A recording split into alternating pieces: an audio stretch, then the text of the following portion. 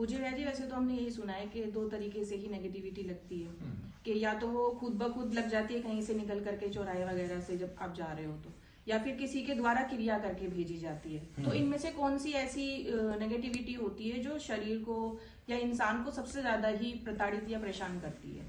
Negativity तो सब शमशान की क्रियाएं होती हैं और उन्हीं के देवी देवता सबको प्रताड़ित करते हैं। वही सबके अंतर में बैठ जाते हैं, जहाँ वो बैठते हैं उनके प्रेतादिक चेहरे होते हैं, वो शरीर में धस जाते हैं और फिर कभी भी पीछा छूट नहीं पाता।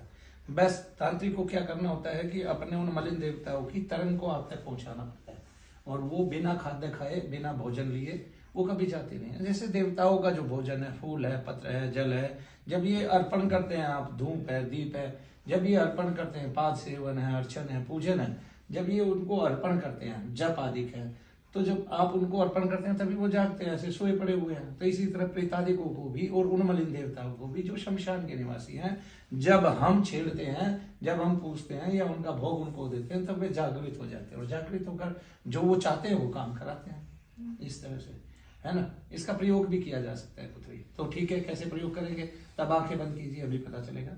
आंखें बंद कीजिए।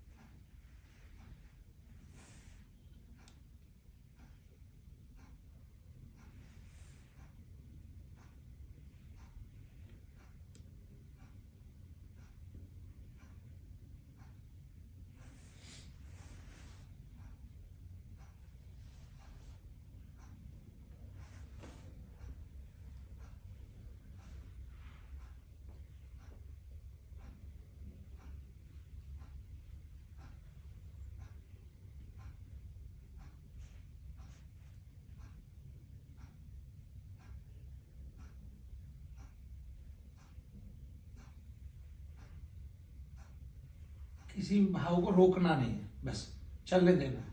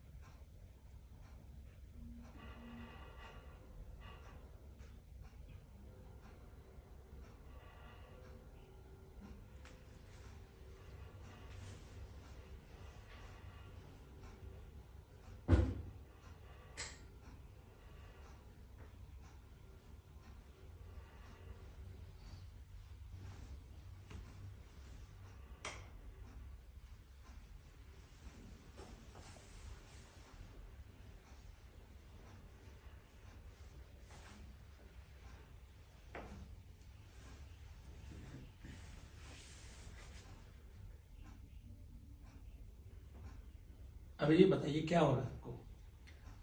वाइब्रेशन हो रही है और थोड़ा सा ना बॉडी जैसे अकड़ जाती है, वैसा का महसूस हो रहा है। हाँ, इसके अलावा भी कुछ और महसूस हो रहा है? आपको पता है आपको 3 झटके लगे इस बीच के बीच में, पता चल रहा था कि आप कर कुछ नहीं रहे हैं, कुछ हो रहा है। इस तरह से शरीर में तांत्रिक अपने देवता को घुसा देता है। जब वो शरीर में परफेक्टनेस होकर बैठ जाता है, उसका देवता कौन है? या तो उसका शमशान काली देवता है, मरघट काली देवता है, या शमशान भैरव देवता है, ठीक है, इस तरह से, या मशानी है, या कोई भी है।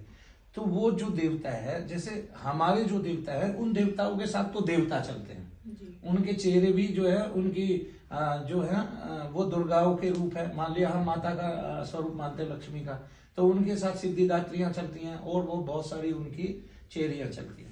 लेकिन जो शमशान के देवता है उनके साथ तो भूत प्रेत पिशाच आदि चलते हैं। अब तांत्रिक को केवल अपने देवता को आपके अंतर में प्रविष्ट कराना है, नहीं समझे?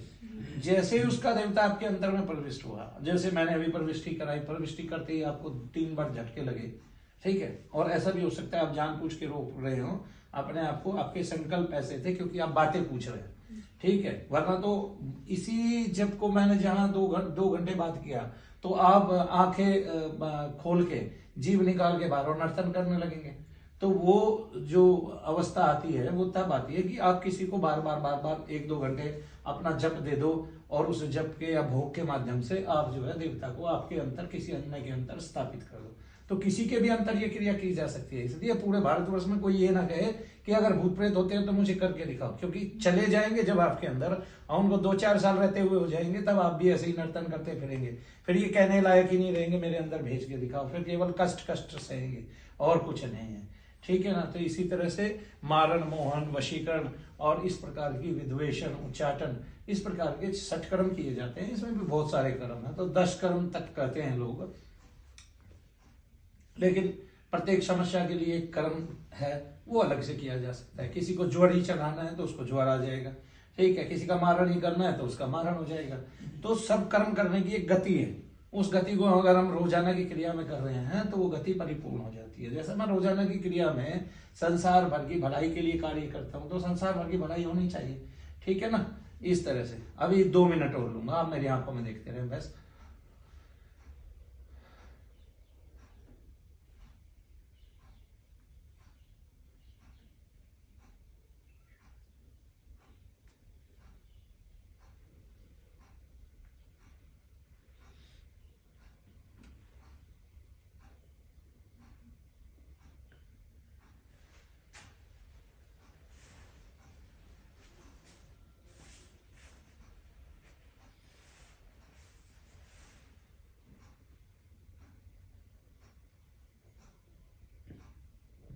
अभी शरीर को देखिए कैसा हो गया,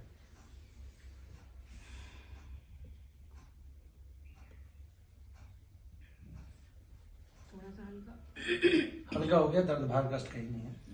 ये मैंने उसी तत्व को बाहर निकाल लिया, उसी तत्व को अंदर जमाएंगे तो जम जाएगा। फिर क्या होगा, फिर कल की अवस्था आपकी अलग होगी, परसों की अवस्था अलग होगी, एक अगले दिन की अवस्था आपको अलग होगी, उससे अगले दिन की अवस्था आपको अलग होगी। फिर एक टाइम में जाके अवस्था ऐसी होगी कि जीभ निकलेगी, सर घूमेगा और लोग कहेंगे कि ये नाटक कर रही है, ढोंग कर रही है, ढकोसला कर रही है। वो ये नहीं सोचते कि किसी को कुछ भी किया जा सकता है। नाली बह रही है, आपने उसमें मिट्टी डाल दी, नाली रुक गई, तो आपने दूसरे के जीवन में इसी तरह से बाधित करते हैं जो तांत्रिक होते हैं। तंत्र होता है तभी तो इतने सारे तंत्र के ग्रंथ हैं। भगवान शंकर ने इतने सारे ग्रंथों को कहा है, तो क्यों कहा?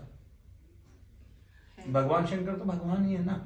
तो फिर जब वो कोई तत्व बता रहे हैं, माता को बता रहे हैं, माता पार्वती को सुना रहे हैं, काली के जो है कई सौ रूपों की चर्चा कर रहे हैं, ठीक है, अलग अलग तंत्रों की चर्चा कर रहे हैं, तंत्र ग्रंथों की चर्चा कर रहे हैं और उनके अलग अलग हिस्सों की, पार्ट्स की, मंत्रों की, ठीक है ना, विधियों की और मारण की, मौन की, उच्चाटन की विधियों के बारे में बता रहे हैं। तो कुछ होता है तभी तो बता रहे हैं। विश्वास ना करने से कोई एक तत्व खत्म नहीं हो जाता पृथ्वी लोक से, लगातार करने से वो एक्टिव होता है और आप लगातार करते नहीं है। आप रोजाना इंजीनियरिंग सीख रहे हैं, रोजाना उसका कुछ ना कुछ पार्ट्स वगैरह सब सीखते रहते हैं। एक टाइम में आप टीवी बनाना सीख जाते हैं, आप एक टाइम में आप और सूक्ष्म यंत्र बनाना सीख जाते हैं, रोबोट बनाना सीख जाते हैं। जब आप कोई कार्य कर रहे हैं तभी तो सीख रहे हैं, अगर उसको नहीं करेंगे तो एक टाइम में आके दक्ष हो जाता है। जिसने पहला रोबोट बनाया होगा, क्या वो दक्ष था? क्या वो रोबोट परिपूर्ण था? लेकिन अब कैसे कैसे रोबोट बनते हैं तो रोजाना उसमें सुधार आ जाते हैं। पहली मोटर बाइक क्या आज की मोटर बाइक जैसी है जी? आज 140 की स्पीड पे, 160 की स्पीड पे, 170 की स्पीड तक चल जाती है। पहले चलती थी ऐसे नहीं, तो कितनी स्पीड होती थी? पहली मोटर बाइक की जो स्पीड है वो मैं बता देता हूँ, केवल 1 घंटे के अंदर वो 4.5 किलोमीटर चलती थी। अब देख लीजिए, और अब क्या है, 1 घंटे के अंदर, है ना। और अब 1.5 मिनट के अंदर 4.5 किलोमीटर चल सकती है, केवल 1.5 मिनट के अंदर। हो सकता है कोई गाड़ी 1 मिनट के अंदर भी चलती है कि नहीं? तो इस तरह से, लेकिन हमें ये समझ में नहीं आता, करत करत अभ्यास के जड़मती हो सुझाव। मैं इसी प्रक्रिया को 2 दिन करूंगा, तीसरे दिन आप खेलने लगोगे, ठीक है, लेकिन हमें खिलाना नहीं है लोगों को, हमें रोकना है, उसको स्टॉप करना है, ठीक है। तो जो लोग इसको मजाक समझते हैं वे कृपया मजाक ना समझे, क्योंकि जो मैंने इनके साथ करके दिखाया वो अंतर से जानती है उनके साथ क्या हुआ। उनको 3 झटके लगे, देवता उनके अंतर प्रविष्ट हो गया। ये तो देवता हमारे जो है मनु भैया जो है अच्छा स्वच्छ भोग देते हैं, यज्ञ करते हैं, और वो तांत्रिक की प्रणाली में नहीं आते, वो वैदिक रीति से करते हैं, तब मैं इतना काम कर पाया। लेकिन जो तंत्र करते हैं तो वे कितना काम कर पाते हैं। तो अगर वे रोजाना ऐसे ही मांस, खून और आदि जीवों की बलि देते हैं तो उनका जो देवता होता है, जो उनके देवता हैं, वे क्या करते हैं, उस भोग को ग्रहण करते ही अंदर में प्रविष्ट हो जाते हैं। और उनके जो चेहरे हैं वे भूत प्रेत पिशाच आदि की हैं, कृत्या आदि ही हैं। जैसे कोई शमशान काली को पूज रहा है, मरघट काली को पूज रहा है, तो दुनिया भर की कृत्याएं उनकी चेहरी हैं। तो वो जहां वो बैठेंगे वहां वो अपने आप जाके बैठ जाएंगी, ठीक है। तो उनको फिर हटा नहीं सकते आप, उनका शरीर में स्थल हो जाता है। तो वो क्रियाएं इसलिए भीषणता से घटाने की बात होती है, और भीषणता से तत्काल, जैसे आज आप आए कल तक वो क्रिया घटा दी, ऐसा केवल शनि धाम में होता है। वरना आप कल आके हवन करके देख लें, अगर ना हो तो कह देना कि मानो भैया आपने ये कार्य किया था, नहीं हुआ, और होगा ही होगा 100%। अब हमारे मंत्र में, अब हमारे तप में, अब हमारे जप में, अब हमारे यज्ञ में इतनी पावर, इतनी शक्ति है।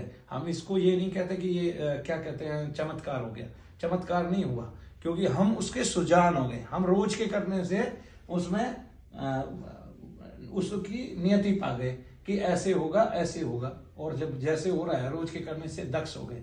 तो जब परफेक्टनेस आ गई है तो आप उसको अच्छे से कर पाएंगे, दिखा पाएंगे संसार भर को। जय शनि।